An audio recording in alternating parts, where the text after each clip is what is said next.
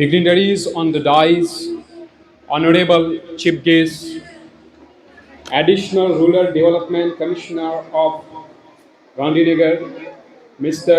Tekchand Tirthani sir, CRC, Member of Zilla Panchayat, Vadodara, Member of Taluka Panchayat, CRC, all SMC member, all play groups, Angarwadi sisters,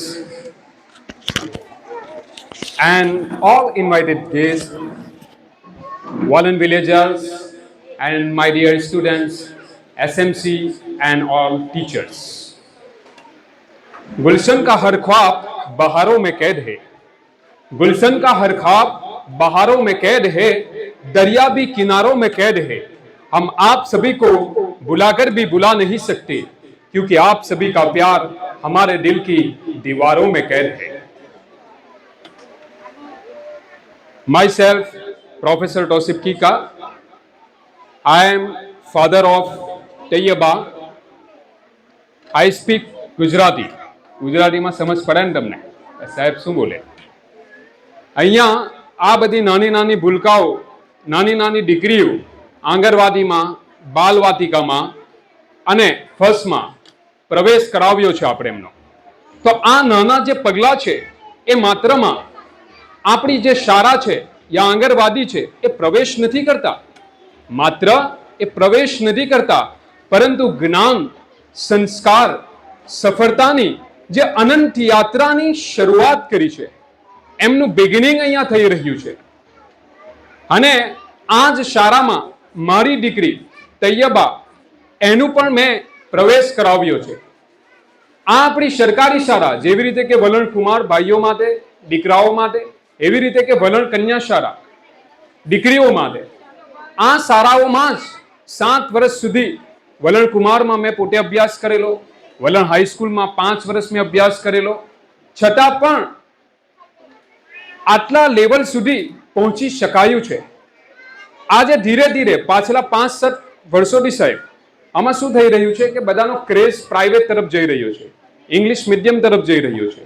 અને આપણી સરકારી શાળાઓમાં આમ તો આજે પણ 550 ની આજુબાજુ બંને શાળાઓમાં એટલે 1100 ની આજુબાજુ સંખ્યા છે, પણ એક સમય એવો હતો કે અહીંયા 800 થી 1000 1100 સુધીના બાળકો હતા સંખ્યા, બંને શાળાઓ થઈને 2000 જેવા વિદ્યાર્થીઓ હતા. તો મારા વાલીઓ, આપણા ગામજનો અને સોશિયલ મીડિયા દ્વારા જે ઓનલાઈન જોઈ રહ્યા હોય, સાંભળી રહ્યા હોય કે હું પોતે પ્રોફેસર છું, મારા વાઈફ મેડિકલ ડોક્ટર છે, છતાં પણ આ મારી દીકરી આ જ શાળામાં છે. એટલા માટે મૂકી છે કે આ મને જે શિક્ષકો છે, આ બધા શિક્ષકો પર, આચાર્ય પર, એસએમસી પર, એ બધા પર મને વિશ્વાસ છે, મને ભરોસો છે કે ના, એ સારું શીખવે છે, સારું શીખવાડશે. કારણ કે એ આપણી એક દીકરી છે, એમના માટે તો આ 550 દીકરીઓ છે, એ પણ દીકરીઓના પિતા છે, એ પણ દીકરીઓની માતા છે. તો મારું આ વાલી તરીકે અહીંયા ઉદ્બોધન છે, તો હું એ પિતા તરીકે એ કહીશ કે આપણે પણ આપણી દીકરીઓને, દીકરાઓને વલણની સરકારી શાળામાં અભ્યાસ કરાવવો જોઈએ. અહીંયા દરેકે દરેક શાળામાં સારી સુવિધા છે. તમે બીજી શાળાઓમાં જાઓ બહાર તો એક પ્રાઇવેટ સ્કૂલથી કમ નથી. આ આપણી સરકારી શાળાની તમે બિલ્ડિંગ જોવો, એનું કિડ્સ ગાર્ડન જોવો, એના બધું પ્લે હાઉસ જોવો, એમાં ઘણું બધું છે. અહીંયા સમયની મર્યાદામાં આપણે સાહેબને પણ સાંભળવાના છે, આપણા ચીફ ગેસ્ટ, એટલે હું કહી નથી શકતો, પણ આપણે આંખોથી જોઈ તો શકીએ છીએ. તો આવો આપણે પણ આપણી વલણની ધરતી પર આવેલી વલણ કુમાર અને વલણ કન્યા શાળામાં આપણા આ નાનકડા ભૂલકાઓને અને આપણી આ જે 9 આંગણવાડીની બહેનો, એમના સુપરવાઇઝર મેડમ, તો આપણે આપણી આંગણવાડીઓ, મારી દીકરી મુન્ની મેડમના જ આંગણવાડી વલણ 3 ની અંદર 2 વર્ષ ત્યાં પણ અભ્યાસ કર્યો.